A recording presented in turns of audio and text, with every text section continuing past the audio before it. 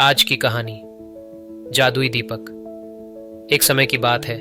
एक छोटा सा गांव था जहां लोग अपने सादे जीवन में खुश थे। उसी गांव में रहने वाला एक साधारण आदमी था जिसका नाम रमेश था। रमेश मेहनती था, लेकिन किस्मत ने कभी उसका साथ नहीं दिया।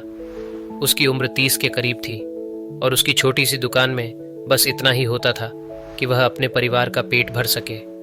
उसकी पत्नी सुमन हमेशा हौसला देती रहती, लेकिन रमेश की आंखों में अपने परिवार के लिए कुछ बेहतर करने की चाह हमेशा दिखती थी। एक दिन जब रमेश दुकान से घर लौट रहा था, रास्ते में उसे एक बूढ़ा आदमी मिला। बूढ़े के कपड़े मैले थे और उसके चेहरे पर झुर्रियां साफ दिखाई देती थीं। बूढ़ा आदमी थोड़ा थका हुआ सा लग रहा था, तो रमेश ने उसकी मदद करने का सोचा और उसे अपने घर ले आया। सुमन ने भी आदरपूर्वक उसे पानी पिलाया और खाना खिलाया। खाना खा चुकने के बाद बूढ़ा आदमी रमेश से बोला, तुम बहुत अच्छे इंसान हो। तुमने बिना किसी स्वार्थ के मेरी मदद की है। मैं तुम्हारे लिए कुछ करना चाहता हूं। रमेश ने हल्की हंसी के साथ कहा, बाबा, मेरे पास खुद इतना नहीं है कि मैं दूसरों की मदद कर सकूं। आप तो बस अपना आशीर्वाद दीजिए। बूढ़ा आदमी हल्के से मुस्कुराया और अपनी झोली से एक छोटा सा दीपक निकाला। दीपक साधारण सा लग रहा था, धूल से ढका हुआ। बूढ़े ने दीपक रमेश की ओर बढ़ाया और बोला, यह कोई साधारण दीपक नहीं है, इसमें जादू है। जब भी तुम्हें किसी चीज की जरूरत हो, इस दीपक को रगड़ना और अपनी सच्ची इच्छा को बताना। लेकिन याद रखना, दीपक केवल वही देगा जो सच में तुम्हारे लिए जरूरी होगा, न कि वो जो तुम चाहते हो। रमेश ने हंसते हुए दीपक को लिया और बूढ़े को धन्यवाद कहा। उसने इसे बस एक मजाक समझा और दीपक को घर के कोने में रख दिया। अगले कुछ दिनों तक रमेश ने उस दीपक के बारे में सोचा भी नहीं, लेकिन उसकी परेशानियां वही थीं। दुकान में ग्राहक नहीं आ रहे थे, कर्ज बढ़ रहा था और घर के खर्चों का बोझ दिन ब दिन बढ़ता जा रहा था।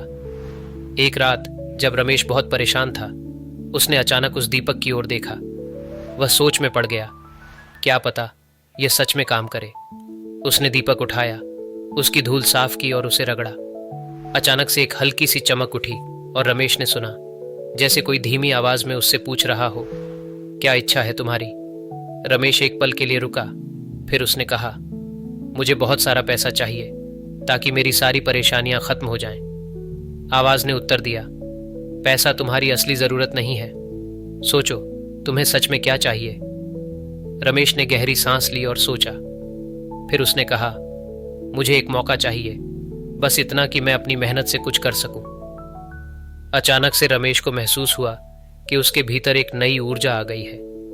अगले दिन जैसे ही वह अपनी दुकान पर गया, उसने देखा कि दुकान के पास ही एक नई सड़क बन रही थी और कई लोग गांव में आ जा रहे थे। रमेश ने तुरंत अपनी दुकान को थोड़ा सजाया, कुछ नई चीजें मंगाई और मेहनत से काम करना शुरू कर दिया। धीरे धीरे उसकी दुकान में ग्राहक आने लगे। उसकी ईमानदारी और मेहनत की वजह से लोग उस पर भरोसा करने लगे। कुछ ही महीनों में रमेश की दुकान गांव की सबसे सफल दुकानों में से एक बन गई।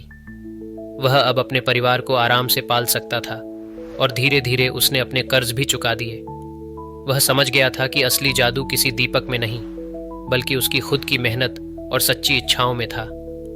उस दिन के बाद रमेश ने कभी उस दीपक को रगड़ा नहीं, क्योंकि उसे अब यह समझ आ गया था कि सच्ची खुशी और सफलता मेहनत से मिलती है, न कि किसी जादू से।